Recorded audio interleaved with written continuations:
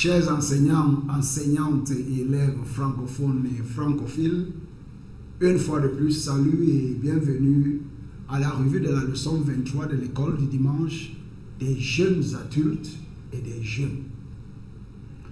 Nous vous remercions pour l'écoute de toutes nos précédentes revues de l'école du dimanche des jeunes adultes et jeunes. S'il vous plaît, aidez-nous à toucher plus d'enseignants cette année 2023. Aimez, partagez et abonnez-vous à cette chaîne YouTube. Bon début du mois de février 2023. Je demeure votre hôte et frère, pasteur Paul Ézéchiel. En leçon 23, qui sera enseignée le dimanche 5 février 2023, le titre ou le sujet ou le thème d'étude, c'est la pureté sexuelle est cool. La pureté sexuelle est cool.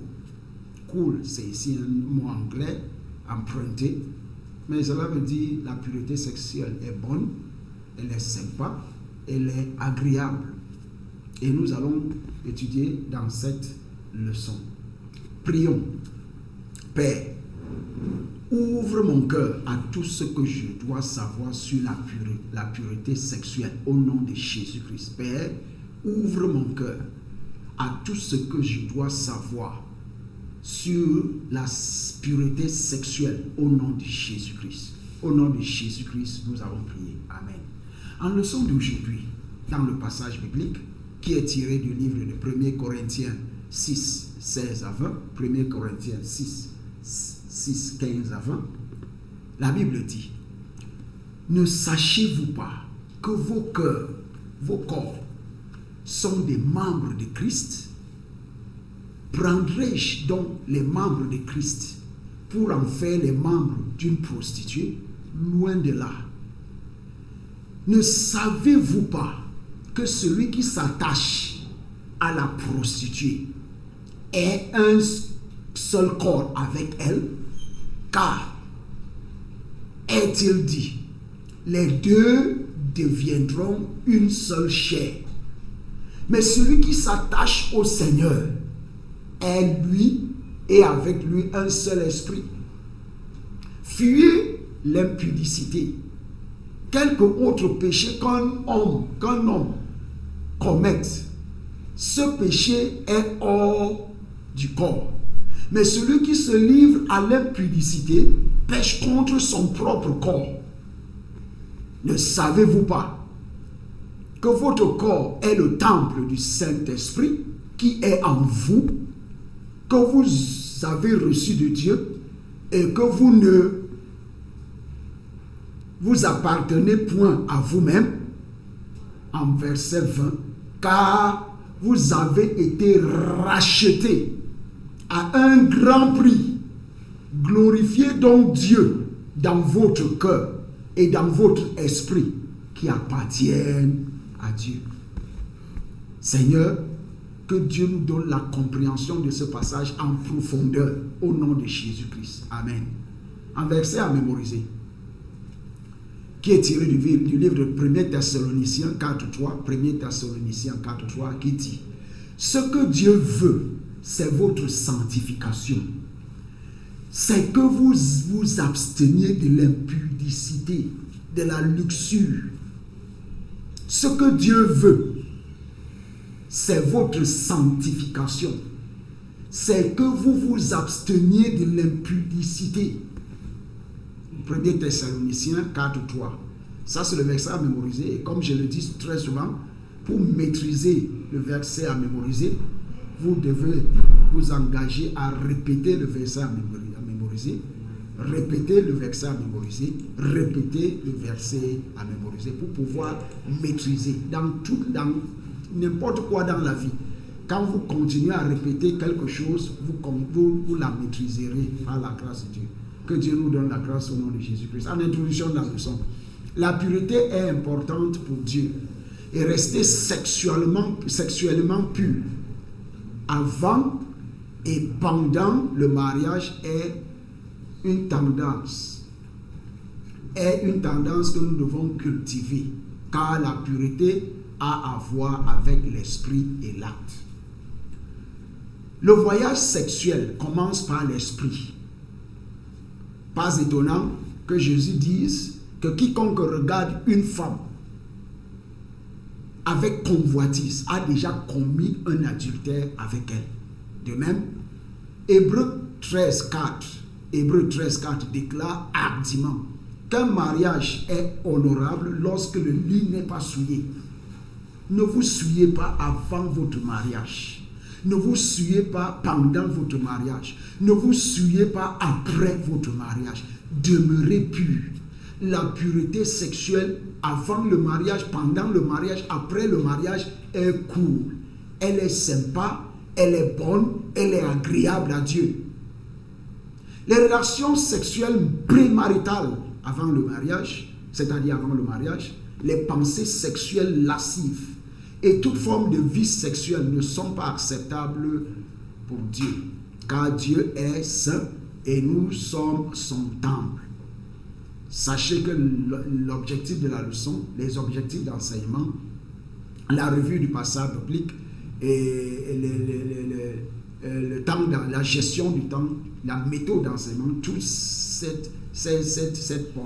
portions ne sont pas à enseigner lors de la classe. Que Dieu nous donne la grâce de pouvoir étudier en profondeur lors de la revue de l'école du dimanche, que ce soit le jeudi, vendredi ou le samedi, avant d'enseigner le dimanche au nom de Jésus-Christ. Amen. En grande ligne de leçon 1, grande ligne de la leçon 1.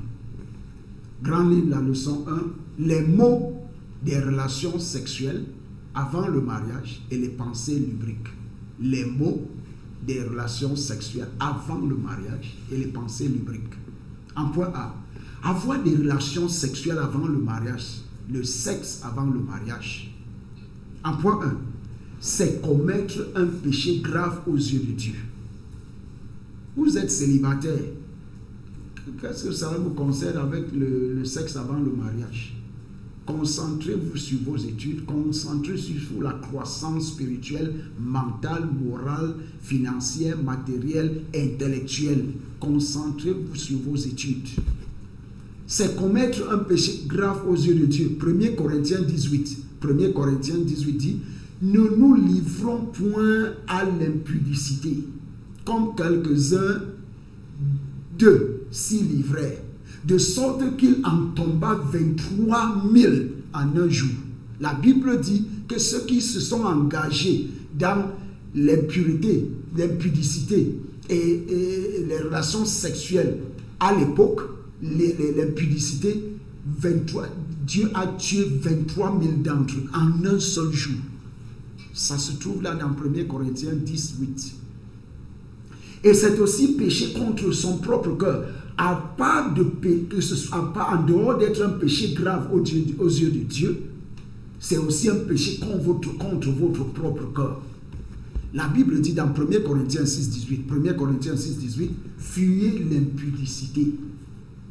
Quelque autre péché qu'un homme commette, ce péché est hors du corps. Mais celui qui se livre à l'impudicité pêche contre son propre corps.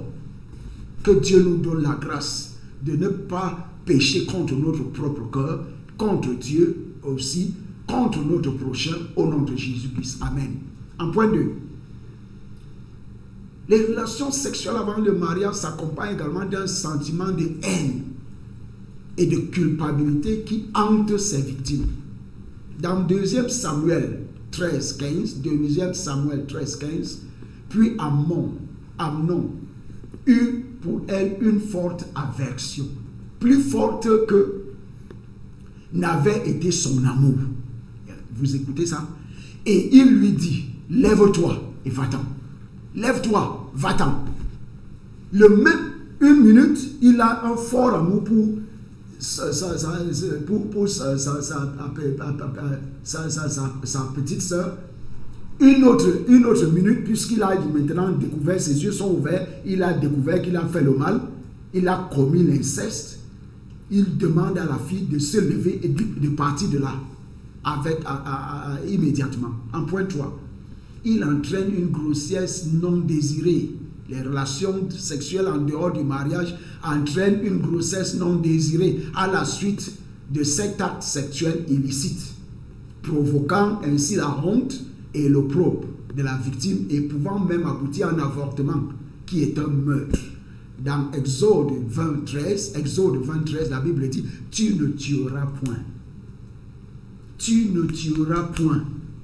Dans le point 4, certaines infections sexuellement transmissibles ou des maladies sexuellement transmissibles, des IST et des MST, le VIH-Sida, etc., sont les conséquences des relations sexuelles en dehors du mariage. Avant le mariage et en dehors du mariage. Et même, il y a des gens qui sont mariés mais qui entretiennent des petites amies, des copines, des petites amies à l'extérieur du mariage, du foyer.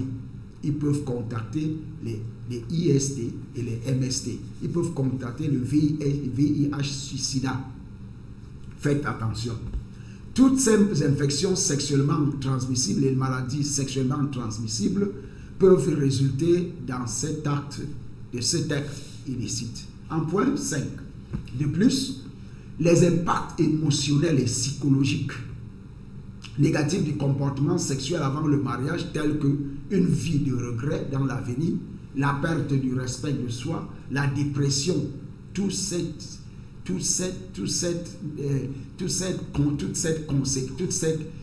conséquences négatives-là peuvent en découler des relations sexuelles avant le mariage, en dehors du mariage. Dans 2 Samuel 13, 19 à 20, 2 Samuel 13, 19 à 20, la Bible dit « Tamar répandit de la cendre sur sa tête et déchira sa tunique bigarrée. Elle mit la main sur sa tête et s'en alla en poussant des cris. Absalom, son frère, lui dit « Amnon, ton frère a-t-il été avec toi? Maintenant, ma soeur, tais-toi, c'est ton frère. Ne prends pas cette affaire trop à cœur. » Et Tamar, désolé, demeura dans la maison d'Absalom, son frère. La perte du soutien familial, la toxicomanie et même le suicide sont quelques-uns des problèmes associés aux activités sexuelles illicites. Que Dieu nous en délivre au nom de Jésus-Christ. Amen. En point B, outre le fait que les pensées lubriques sont un péché, Matthieu 5, 28, les pensées lubriques sont un péché. Matthieu 5, 28 dit, mais moi, je vous dis que quiconque regarde une femme pour la convoiter a déjà commis un adultère avec elle dans son cœur. Que Dieu nous en délivre au nom de Jésus-Christ. Amen. Point 1. Elle contribue également à déclencher des rapports sexuels illicites. Marc 7, 21 dit, car c'est du dedans, c'est du cœur des hommes que sortent les mauvaises pensées, les adultères, les impudicités, les meurtres. En point 2, elles souillent leurs victimes. Romains 1, 24. C'est pourquoi Dieu les a livrés à l'impureté selon les convoitises de leur cœur, en sorte qu'ils déshonorent eux-mêmes leur propre corps. Que ceci ne soit pas notre sort et notre partage au nom de Jésus-Christ. En point 3. Dans tout cela, le jugement de Dieu porte sur ceux qui se souillent. Le jugement de Dieu porte sur ceux qui se souillent. 1 Corinthiens 3, 17. Si quelqu'un détruit le temple de Dieu, Dieu le détruira. Car le temple de Dieu est saint et c'est ce que vous êtes. Amen. En point 4. S'engager dans les pensées lubriques incontrôlables est un signe que l'homme n'est pas rempli du Saint-Esprit comme on le devrait. Dans 1 Thessaloniciens 4, 3 à 5, qui fait partie de notre verset de mémoire, ce que Dieu veut, c'est votre sanctification. C'est que vous vous absteniez de l'impudicité. C'est que chacun de vous sache posséder son corps dans la sainteté et l'honnêteté, sans vous livrer à une convoitise passionnée, comme font les païens qui ne connaissent pas Dieu. En activité de classe 1, quel danger l'impureté sexuelle peut-elle causer? Quel danger l'impureté sexuelle peut-elle causer? Grand-Lille, la leçon 2. Pourquoi la pureté sexuelle est cool? Pourquoi la pureté sexuelle est cool, est sympa, est bonne, est agréable? Point 1. La pureté sexuelle apporte la liberté du péché et produit des vaisseaux saints qui sont imperturbables, qui sont sympas, qui sont cool, qui sont bons, qui sont agréables et libres de toute culpabilité. Galates 5.1 dit, c'est pour la liberté que Christ nous a affranchis. Demeurez donc fermes et ne vous laissez pas mettre de nouveau sous le joug de la servitude. Dans 2 Timothée 2.21, la Bible dit, si donc quelqu'un se conserve pur en s'abstenant de ces choses, quelles choses? Des désirs charnels, il sera un vase d'honneur, sanctifié, utile à son maître, propre à toute bonne œuvre. Que ce soit notre sort, que ce soit notre partage, que ce soit notre partage au nom de Jésus-Christ. Amen. En point de rester pur sexuellement empêche les enchevêtrements émotionnels qui peuvent affecter négativement les relations et les mariages futurs. Rester pur sexuellement empêche des enchevêtrements émotionnels, des complications, des problèmes émotionnels qui peuvent affecter négativement les relations et les mariages dans l'avenir ou bien dans le futur. Dans 1 Corinthiens 6.16, la Bible dit, ne savez-vous pas que celui qui s'attache à la prostituée est un seul corps avec elle? Car il dit, les deux deviendront une seule chair. Les deux deviendront une seule chair. Dans le mariage chrétien, l'époux et l'épouse, quand ils viennent ensemble, ils deviennent une chair. Dans les mathématiques du mariage chrétien, 1 plus 1 égale 1. Mais à l'école, à l'université, 1 plus 1 dans le monde, c'est 2. Mais dans le mariage chrétien, 1 plus 1, c'est 1. Ils deviendront une chair. Dans le point 3, elle assure le bon destin d'une personne. Dans Genèse 39.12, elle le saisit par son vêtement. Qui? La femme de Potiphar. Elle le saisit par le vêtement, saisit Joseph en disant, couche avec moi. Il lui laissa son vêtement, il lui abandonna son vêtement et s'enfuit au dehors. Il a échappé et il a réussi, il a accompli sa destinée. S'il avait couché avec la femme de Potiphar, il aurait détruit sa destinée. Dans Genèse 41, 38 à 42,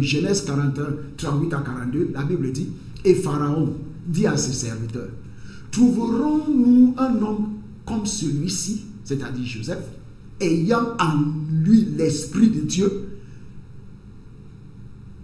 Cela veut dire que même l'incroyant, le païen Pharaon a découvert, a réalisé que Joseph avait en lui l'Esprit de Dieu. Et Pharaon dit à Joseph, puisque Dieu t'a fait connaître toutes ces choses, il n'y a personne qui soit aussi intelligent et aussi sage que toi. Je t'établis sur ma maison et tout mon peuple obéira à tes ordres. Le trône seul m'élèvera au-dessus de tout. Pharaon dit à Joseph, vois, je te donne le commandement de tout le pays d'Égypte. Pharaon ôta son anneau de la main et le mit à la main de Joseph, le mit dans la main de Joseph et il le revêtit d'habits de lin fin et lui mit un collier d'or au cou. Amen. Il le décora. Dans le point 4, les cœurs purs sont bénis car ils verront Dieu. Dans Matthieu 5, 8, les cœurs purs sont bénis car ils verront Dieu. Matthieu 5, 8, la Bible. Heureux ceux qui ont le cœur pur car ils verront Dieu. Amen. En point 5, la pureté sexuelle aide à maintenir une relation stable avec Dieu. La pureté sexuelle aide à maintenir une relation stable avec Dieu. Dans le Psaume 24, 3 à 4, Psaume 24, 4 à 3, la Bible dit, qui pourra monter à la montagne de l'Éternel? Qui s'élèvera jusqu'à son lieu saint? La réponse vient dans le verset 4. Celui qui a les mains innocentes, les mains propres, les mains pures, et le cœur pur. Celui qui ne livre pas son âme au mensonge, et qui ne jure pas pour tromper. Amen. Dans le point 6. Elle apporte aussi la paix avec Dieu et avec soi-même. La paix avec Dieu, quand vous maintenez la pureté sexuelle, elle vous donne la paix avec Dieu et la paix avec vous-même. Romains 8,6. Romains 8,6 dit, et l'affection de la chair, c'est la mort, tandis que l'affection de l'esprit, c'est la vie et la paix. En point 7. La peur de contracter les infections sexuellement transmissibles ou bien les maladies sexuellement transmissibles sera éliminée. Si vous ne vivez pas dans la promiscuité, les MST et les IST ne seront pas votre lot, ne seront pas votre partage. Demeurez pur. La pureté est cool, la pureté sexuelle est cool, la pureté sexuelle est bonne, la pureté sexuelle est agréable, la pureté sexuelle est sympa. Vous évitez des problèmes tant spirituels que physiques, que mentaux, moraux et tout cela, financiers, matériels. En point 8, les partenaires illégaux n'ont pas accès à un temple de piété. Les partenaires illégaux n'ont pas accès à votre temple de piété. Dans 2 Corinthiens 6, 15 à 16, 2 Corinthiens 6, 15 à 16, la Bible dit, quel accord y a-t-il entre Christ et Bélial? Bélial, c'est le Satan lui-même, c'est le nom de Satan. Ou quelle part a le fidèle avec l'infidèle? Je suis infidèle, je n'ai aucune part. Mon seul contrat avec l'infidèle, c'est de lui prêcher l'évangile de Jésus-Christ pour qu'il puisse devenir fidèle. Ça, c'est mon seul contrat avec lui. De prier pour lui, d'intercéder pour lui, pour qu'il puisse donner sa vie à Jésus-Christ. Je suis un fidèle puisque je crois en Jésus-Christ, mais les infidèles sont les incroyants. Quel est notre... C'est de leur montrer l'amour de Jésus-Christ, de leur prêcher la parole pour qu'ils puissent devenir fidèles et croyants. En verset 16. Quel rapport y a-t-il entre le temple de Dieu? Mon corps, c'est le temple de Dieu. Nous l'avons vu en haut, plus haut. La première, dans d'autres leçons. Mon corps, c'est le temple de Dieu. Il n'y a aucun accord, aucun rapport entre le temple de Dieu et les idoles. Car nous sommes le temple du Dieu vivant. Comme Dieu l'a dit, j'habiterai et je marcherai au milieu d'eux. Dieu habite dans mon cœur. Il marche au milieu de moi. Il marche au milieu de ma famille. Je serai leur Dieu. Dieu est mon Dieu. Puisque je suis en rapport avec lui, j'ai donné ma vie à Jésus-Christ. Et ils seront mon peuple. Moi, ma femme, mes enfants, nous sommes le peuple de Dieu. Dans le point 9, vous honorez Dieu et il vous honore en retour. Vous honorez Dieu et il vous honore en retour. 1 Samuel 2, 30. 1 Samuel 2, 30 dit, Joab revint. 1 Samuel 2, 30. Joab revint de la poursuite d'Abner et rassembla tout le peuple. Il manqua 19 hommes des gens de David et d'Asaël. Dieu soit loué. En activité de classe 2, donnez d'autres raisons pour lesquelles vous pensez que la pureté sexuelle est cool. Donnez d'autres raisons pour lesquelles vous pensez que la pureté sexuelle est cool. En conclusion, restez sexuellement pur. C'est réaliste de le faire. C'est réaliste lorsque la chair est soumise en permanence et que le Saint-Esprit est aux commandes. Rester sexuellement pur et réaliste lorsque la chair est soumise en permanence et que le Saint-Esprit est aux commandes. Évaluation. Que devient un chrétien qui a des pensées lascives?